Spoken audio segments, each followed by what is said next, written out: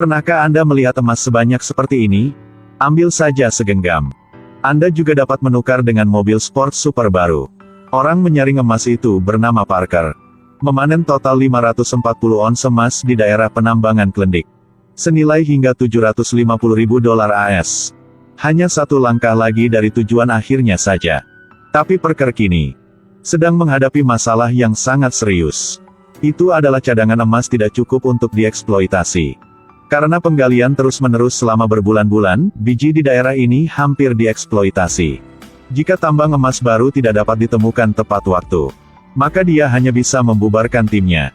Meskipun masih banyak tambang di sekitar. Tapi setelah banyak pemeriksaan, tidak ada jejak emas yang terdeteksi. Tepat ketika dia paling membutuhkan bantuan, tiba-tiba kakek datang ke tambang. Melihat kakek yang paling mencintainya telah datang, dia dengan cepat berlari ke sana. Saat ini, dia bahagia seperti anak kecil. Parker dengan jelas menjelaskan situasi di depannya kepada kakeknya. Sekarang, dia sangat membutuhkan pendapat ahli menyaring emas ini. Mereka berdua melaju ke dataran tinggi. Dia mewariskan isi rahasia leluhur Feng Shui untuk mengamati medan.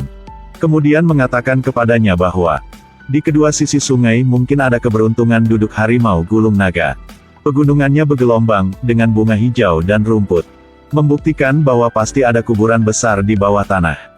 Ya ampun, saya salah, pasti ada emas di bawah tanah. Mendengar kakek mengatakan itu, dia juga tampaknya agak lega. Dia secara pribadi pergi ke tepi sungai untuk mengamati medan. Memang benar bahwa tidak tahu jika tidak melihatnya, tetapi begitu melihatnya, akan benar-benar tersesat. Ini benar-benar seperti yang dikatakan kakek. Daerah ini memiliki timur tinggi dan barat rendah. Ketika sirkuit sungai bergerak sepanjang kurva, aliran air yang mendekati tikungan akan mengalir cukup lambat. Dan partikel emas yang lebih berat akan terpengaruh oleh arus air dan tenggelam ke dasar sungai. Jadi dalam hal geologi, daerah tepi sungai sangat mungkin mengandung cadangan biji emas yang kaya.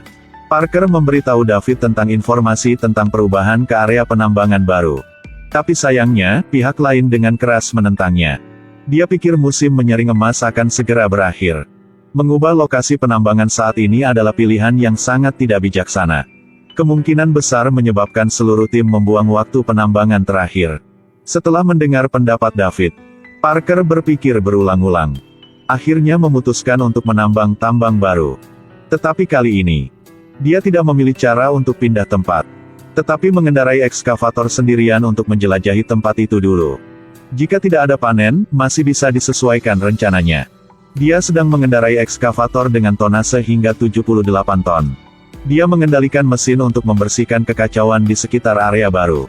Kemudian dia membawa pasir yang dia gali ke tepi sungai untuk menyaring.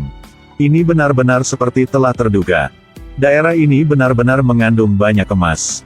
Jika eksploitasinya menguntungkan, kemungkinan besar situasi saat ini akan berubah. Dia kembali ke tambang dan mengumpulkan semua pekerja. Lalu sampaikan perintah bahwa, meskipun bisa agak berisiko, tapi dia masih memutuskan untuk bertaruh. Apakah mungkin untuk menyelesaikan tujuan sebelum menyaring emas berakhir? Juga tergantung pada area penambangan baru ini. Menghabiskan beberapa jam melakukan pekerjaan persiapan. Semua mesin dan peralatan telah dipasang. Seluruh tim akhirnya mulai menambang biji. Dia diharuskan untuk menambang setidaknya 20 ons emas dari dalam 1000 token biji. Hanya dengan begitu ia dapat membuktikan nilai area tambang ini. Untuk mempercepat proses, Chris mengubah kecepatan sabuk mesin cuci menjadi 150 kode per jam. Pelet biji terus-menerus diangkut ke tangki penyaring. Menghabiskan sore hari dengan kerja keras. Parker mematikan semua mesin. Bersiap untuk mulai mengumpulkan emas. Partikel emas terlihat dengan mata telanjang di tangki penyimpanan. Membuat semua orang sangat bersemangat. Ini juga membuktikan bahwa menjelajah ke tambang baru masih memiliki panen yang cukup besar. Dia membawa emas yang dia kumpulkan kembali ke kam untuk dikeringkan. Pak Mike dengan jenggot keriting juga datang tepat waktu untuk berbagi. Parker akan menggunakan emas kering ini di nampan dan meletakkannya di timbangan. Hasil akhir menunjukkan emas seberat 51,7 ons. Senilainya sekitar $70.000 AS. Hanya menggunakan waktu sore hari. Telah bisa menyaring begitu banyak emas. Itu juga bisa dianggap sangat bagus.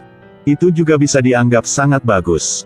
Tapi Mike di sebelahnya telah berhenti melakukannya, membidik Parker dan memarahinya. Dia berpikir sedikit emas seperti itu. Pada dasarnya tidak sepadan untuk dia pergi ke sana.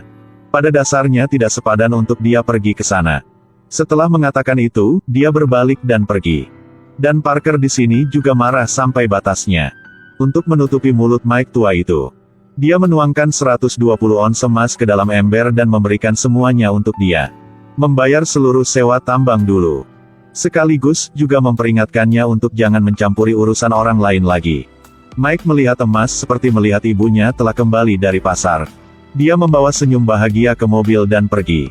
Dan bagi Parker, meskipun dia telah membeli kebebasan penuh untuk menambang tambang, tapi juga harus mengeluarkan banyak uang.